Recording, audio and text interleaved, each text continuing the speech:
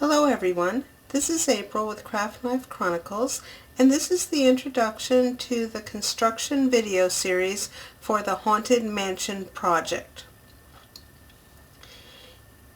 In the description below you will see links to 3 files that are available to download from Dropbox, and it's a free download. The first one is the materials and cutting guide. And then there is a doors and windows template. And then there's a series of templates. And we'll talk more about those in a minute. Now on the front page of the materials and cutting guide, I list some basic materials and supplies on the left side. And some for the shadow box. Just says here that you need whatever you'd like to put in the shadow box, and then some tools that may be different from your regular paper crafting tools. I don't list every single tool that you use in a project like this. So the key thing that I used in this project was the Tim Holtz Materialize paper stash. Now I have just scraps left over from this. This is a 24 paper stash that is 8 by 8 and it's double-sided. There are some places where I needed to make joins, and because the parts of the house were too tall for 8 inches of paper, but the joins were not noticeable, or else I talk about how you can cover those joins if you don't find them, or if you find them a problem. So like I said, I use this entire paper stash plus one sheet of 12 by 12 paper.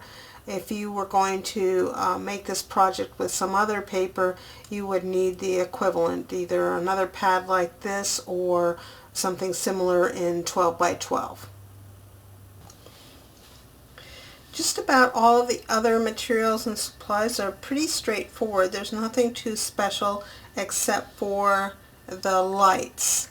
And the lights, these are the LED string lights. There's also LED tea lights in the project, but I think everybody is familiar with those. Now these are the lights that I purchased. I got them from Amazon, and you buy them the way I bought them. There's 2 sets included, and they're string on wire, and they have 15 lights on them. But the key thing is that this battery pack that you see here, and let me put it on something dark,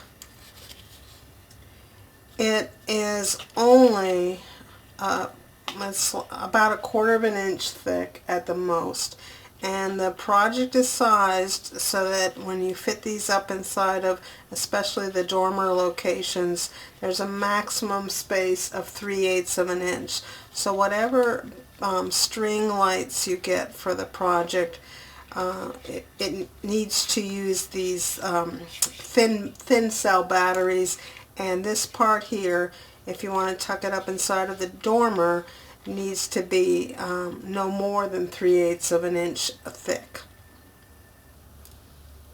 Now the project uses a lot of 1/8 inch dowel for the little balusters on the porches, and I just bought a set of skewers a long time ago, and they are not they're not really usable when you need long lengths of things because they're not always perfectly straight.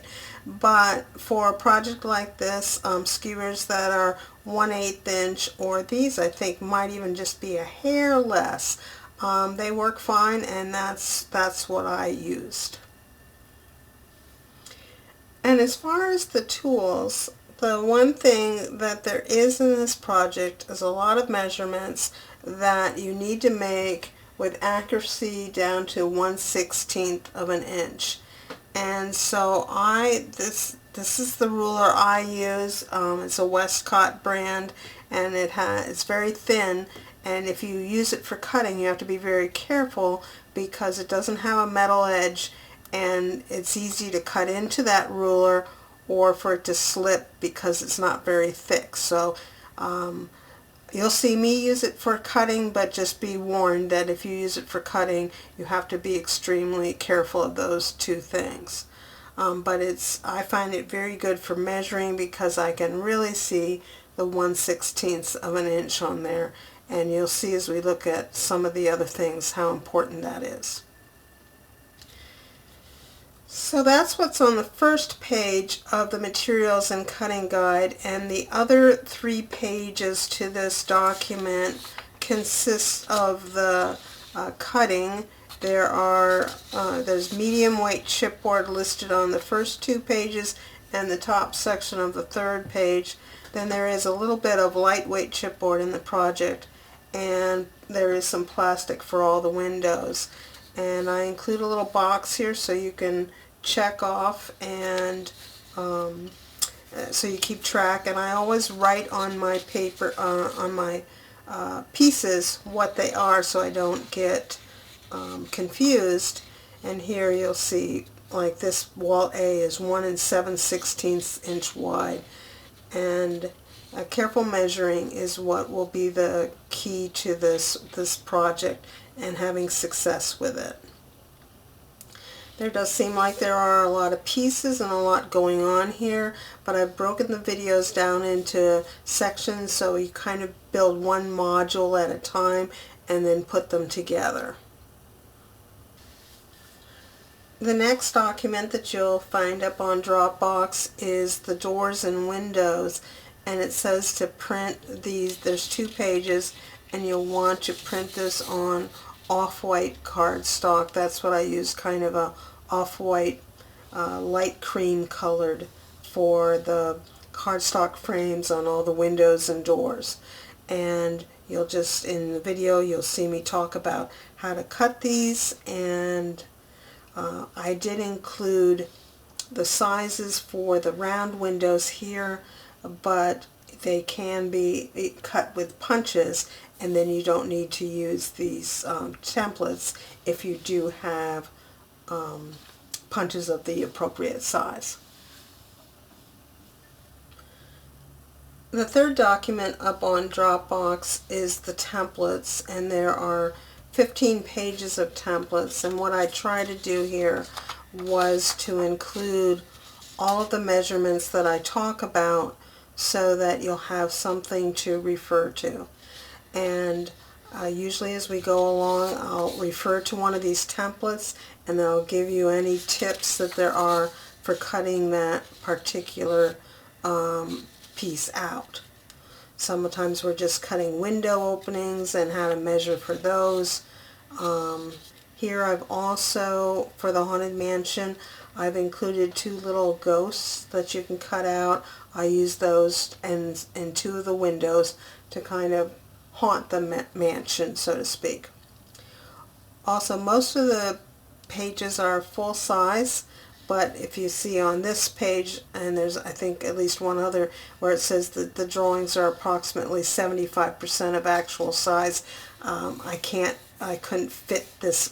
For example, this tower side is 11 1/4 inches tall. It won't fit all the way up to the I can't draw that out full scale on the page. So, but I'll talk about these measurements as we go along, and there are 16ths in here, so again, that's why you need that good ruler to measure with 16ths.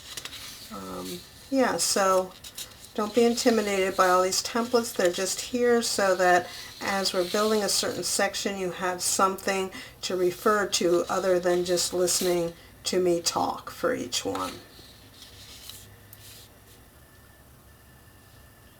So I think that's all I wanted to say as an introduction to the project. I want to encourage you to take your time, measure carefully, and enjoy the process of building each component to the project. So without further ado, let's get started.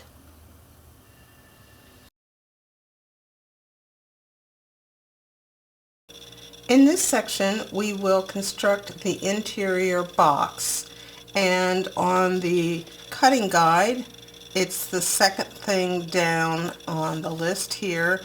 There are 2 tops 4 sides and 2 ends, which I've already cut here. And the first step is to glue these up in sets of 2.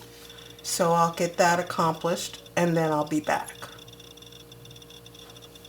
So our double layers of the box have all set up and dried, and I left them under weight excuse me, for a few hours. Now we're ready to put it together.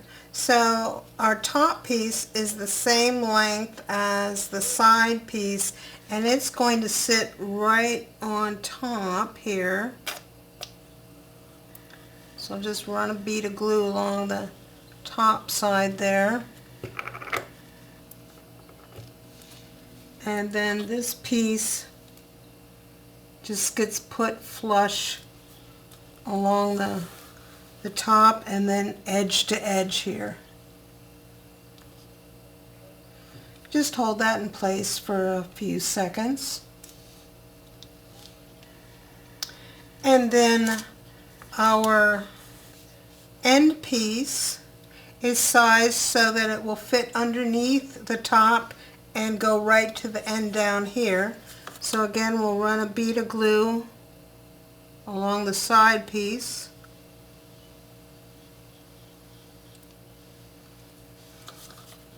And then on the top edge here.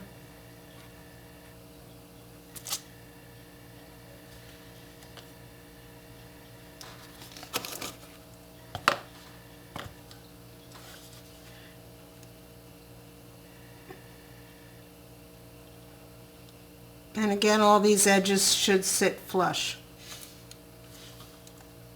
So get everything in place there and allow that to set up for a few minutes before we put on the other side. And then once that original glue up is set up for a few minutes, you can go ahead and run a bead of glue along the top edges there and then add the additional side.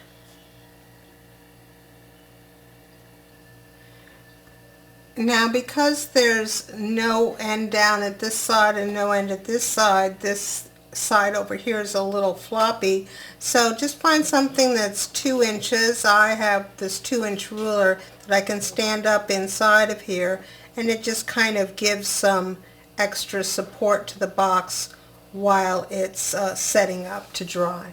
So just allow that to set up and dry. And finally, on the interior box, we want to add a couple of ledger strips. And if you look at the box with the opening at the top and towards you, this is the left side, the back side, and we'll add a strip that's 5 3/4 inches long, and we want to add that at 7 11/16, the top edge of it at 7 11/16 inch up from the bottom. That's a 1/16 of an inch shy of 7 3/4. So I'll mark a line that is 7 11/16 and then line up this 5 3/4 inch strip along it.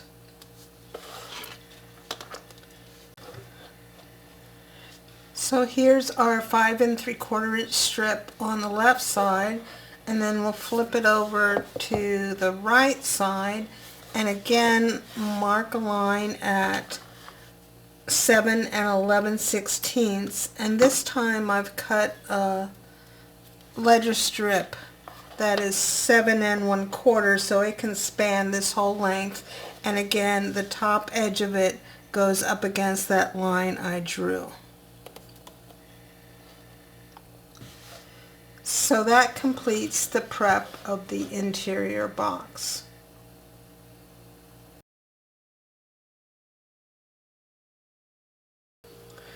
There will be times during construction that we will need to have a little 2-inch spacer box to hold the interior box in its proper position. So rather than having to search around and find something that's 2 inches, I decided to add this onto the interior box. So it says to cut 1 piece of chipboard 2 by 12, but then we'll make some sub cuts we'll have 2 at 2 by 2, 2 at 1 7/8 by 2, and 2 at 1 7/8 by 1 7/8. And they go together in this fashion. So we'll build on top of one of the 2 by 2 squares. It will be the base and the other one will be the top. And we will take one of the 1 7/8 by 2, the 2-inch goes against this 2-inch and it fits right up on that end, and this one fits on this end. And then once they're in place, or you can build it going around, you'll put these other two in. They fit inside of these two. So let me put those sides together. And then once you have all 4 sides on, you can take the final side and put it right here on the top. And we'll let that dry, and then anytime we need a little spacer box to hold the interior box at its proper opening size, which is 2 by 2 or 2 inches wide, we can use this little box.